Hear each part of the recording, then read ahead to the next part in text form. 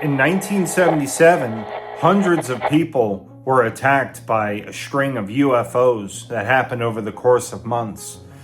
But the government lied about it, and I believed them because something similar happened to me about 6 years ago. During that time, at least 2 people were killed, even though it's hotly debated because the government lies, okay? But at least 2 people, even 3 people, were actually killed during these attacks. But the kinds of injuries that people had, it was radiation burns or physical burns, nausea, vomiting. And people claimed that when these things came in, that when they were getting struck by these crafts, by the laser technology that they had, that they felt like their life force was being pulled from them, or like they were being injected with something and that something was being pulled from them. And the locals in this town started calling these UFOs chupa chupa, which in Portuguese and in Spanish means suck suck. Now, I will say that there is one key difference between what happened with me about 6 years ago and what happened with these people back then, was that what happened to me seemed almost like a defensive maneuver, like something that it was doing out of duress, because this thing, it was a full craft. It was not just a ball of light. It was like an actual craft. And this was during the day while I was on the interstate, and there were hundreds of cars around, and this thing was twirling around about 50 feet above the tree line, and it shot out a laser out of it that had a definitive end point. And that thing, when it was scanning the other vehicles, it was just kind of shooting it around like that, and then it pointed it at me, and then it hit me in the eyes, and I felt instantly nauseous. I instantly felt like I needed to throw up, and my vision was all squirrely and weird for several hours after that. Now, these people in Brazil, when this first started going on, they just thought it was like a phenomenon. They were like, wow, look, it's an alien, da da da da da, or whatever it was that they did. And they didn't really see the danger in it. You know, these things were coming out of the water, they were coming out of the sky, and nobody really knew exactly what was going on. But this place called Colares is just a sleepy fishing village that is probably about 2,000 people, very small, remote fishing village. And the closest larger city to there is a place called Belém, which is all located near the mouth of the Amazon River. So I recall reading that one of the first reports that ended up happening, that was reported, was that there were 3 men that were out on a boat, and they were out fishing, and it was at night. They were doing night fishing, and one of these crafts came up, and it shined a beam at them, and 2 of them got burned severely, and according to some reports, one of them died. And that was a turning point for everybody in the village, because the guys who were injured, they came back and they told everybody about it. So at that point, everybody was really was on edge. Everyone was getting apprehensive, but people still weren't really sure exactly what to make of it. And there was like one doctor, you know, one police department, you know, or whatever, you know, like they didn't have a whole lot, and it's just a sleepy town. There was a doctor, a female doctor, who basically treated everybody in the village, and you know, because it's just a small group of people. And as time started going by, she started getting inundated with so many people coming in with these various different injuries, Now, there was something about it where women were being targeted more than men by about 3 out of 4. So generally speaking, these crafts were targeting women. But they also said that there were numerous different kinds of crafts that were in the area during this time. Some were larger, some were smaller, some were solid body, like the thing that I saw on the interstate, and some were just like balls of light. This particular doctor, she was very skeptical at first, and she ended up writing it off as a mass hysteria or some kind of superstition or something like that. And she's like, this just can't be, because it's an uncomfortable thing. But like, people were coming in and they had wounds like on their shoulders or something like that. Like women, they tended to have injuries like near their breasts for whatever reason. And men, their injuries were typically somewhere else or on their face or something like that. But one day, this doctor, she was just walking along and she looked up and she saw one of these crafts that was just hovering over her. And then the thing took off because, people were seeing them. They didn't always attack. They weren't always aggressive, but it was definitely enough to get people's attention and to start getting people very scared. One of the things that was happening when people were being attacked by these things was that they felt a kind of paralysis, or like parts of their body just stopped working, like they couldn't move their legs, or they had paralysis of their face or of their arms and stuff like that. There was a guy, and he had one of these things fly up to him, and one of the things that was mentioned a couple of times is that when people pointed weapons at these crafts, if they ever tried to fire it, the weapon would malfunction and would just click and wouldn't fire. So there was some kind of something going on there where some of these crafts actually had the ability to disarm or disengage physical weapons like that, like to stop a hammer from coming down on the primer of the bullet or something like that. It's like that, like they knew that somebody was about to shoot and they prevented it from happening. As it all went on longer and longer and the attacks ramped up more and more, people ended up just having dread and terror. And I remember I read something about that, and some of these details, it adds believability to what everybody was saying. Because like one person said, like, there was no food, like there was nothing to eat.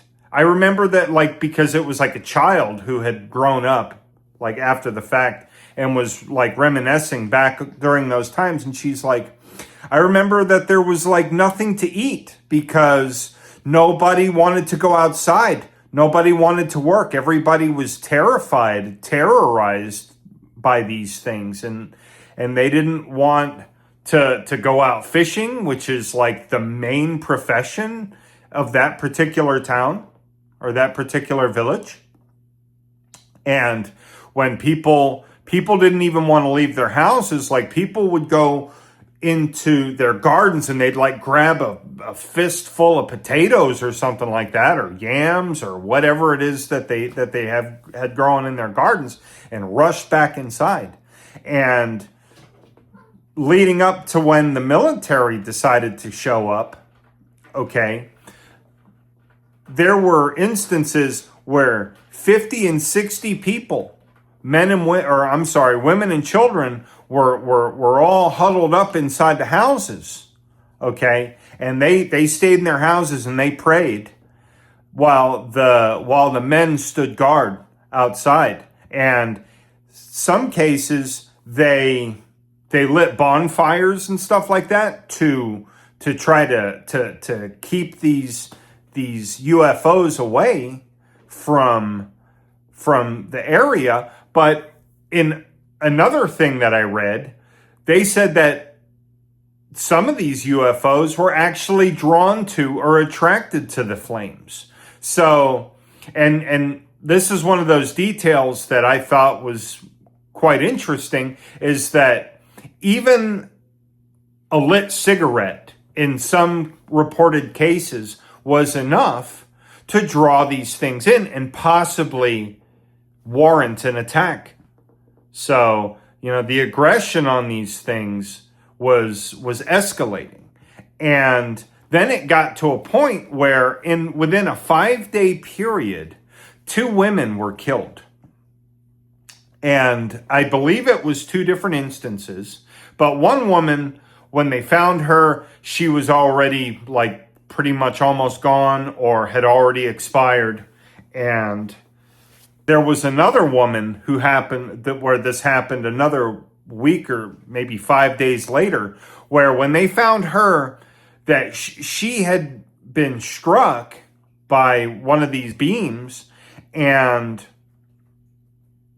she was stiff as a board. Like, her joints or nothing would like, however she was when this thing got her, like she was like, like that, like that's how she was stuck.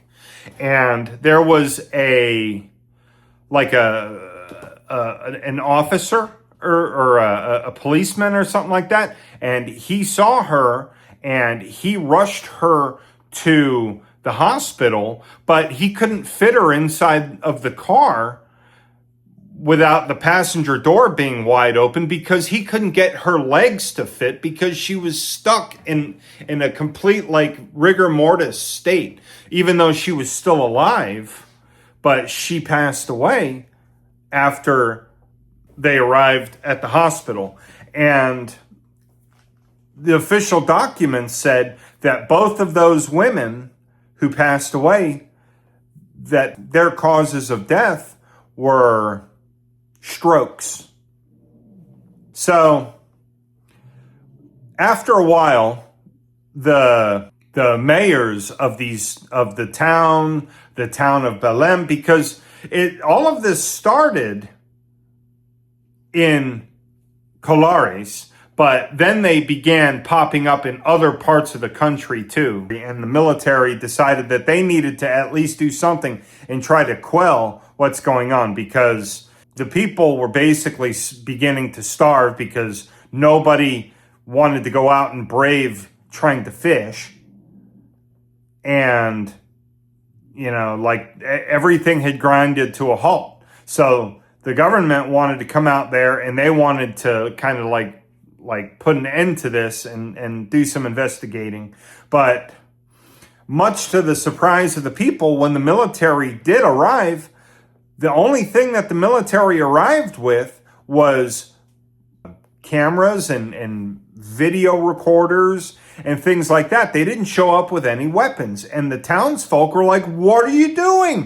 Why are you even here if you're not even going to bring guns?" And they were like, "Well, the thing is that if we start shooting at these things, we could exacerbate the situation.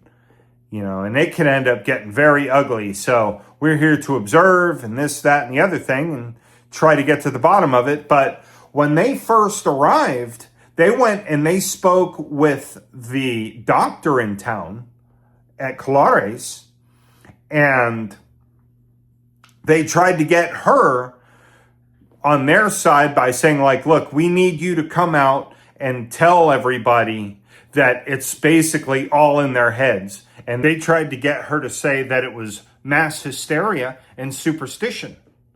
And she told them, "No, that's not what it was. I've seen these things too." And when the military was there, these things started happening to them as well. So it wasn't just the townsfolk. It wasn't just this doctor. It was happening to people all over the place. But, the government was trying to keep a lid on all of this stuff. As time went on, the sightings and the attacks and stuff started to diminish or spread out across the country where it wasn't happening so much in this one particular place. After it was all said and done and the military finished up with their reports, now while they were there, they recorded hundreds of hours of actual footage that I believe is still in some kind of vault somewhere that is probably sealed from the public, but lots of different drawings, different descriptions, different photographs, maps of different places where these attacks and where things were located. They eventually came to the conclusion, which shouldn't surprise anybody, that they said that it was optical illusions caused by the lighthouse in town. And they also said that it was that it was weather balloons and spy satellites that was causing this kind of hysteria, and that these people were basically uneducated simpletons. And the people of the area who had been victimized by these things for all this time felt really betrayed. And because they had welcomed the military in there, and the military, this stuff happened to them as well. At least, I don't know about attacks, but they certainly saw them. And the people felt really betrayed because as this story got out, the rest of the world thought that these people had just lost their minds, that they were crazy. One other thing that I wanted to say was that they thought that these weapons that these crafts were using were some kind of like electromagnetic microwave type weapons. And for me, that kind of checks out, because that laser beam that I saw, that I was struck with back in, I want to say 2019 or something like that is when this happened, maybe 2020. And when that thing was shooting around, it kind of looked like if you were to throw a spoon into a microwave, and that like electric type of like arcing and the kind of look that you would see, where it's just like really bright and like that kind of crazy arcing looking stuff. That kind of checks out for me. And I will say that one of the ways that I've described it as is that it was like a radiation gamma blast smacked me right in the eyes. And I'm really glad that I wasn't severely injured by it. I'm glad that all I had was a bit of eye irritation and some nausea, But it was really something else. And, for a time there, I don't know why, I thought that it was just like, wasn't really worth mentioning. Like, I mentioned it to my wife, I mentioned it to a couple of friends of mine, but I never ever thought that it was actually worth mentioning and talking about and putting it out on the internet for people to see.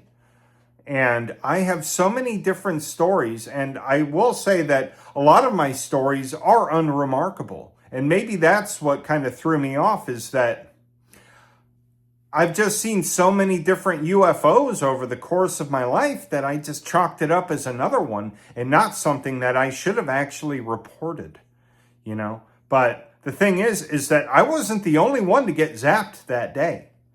It's just that I've never heard anybody else mention it. I didn't hear anything about this thing on the news. I didn't hear anybody talking about it, or I didn't see any videos making the rounds or anything like that. But when this thing was twirling around above the tree line like that next to the interstate, it was behaving like it was in a severe panic and that it was in a defensive mode.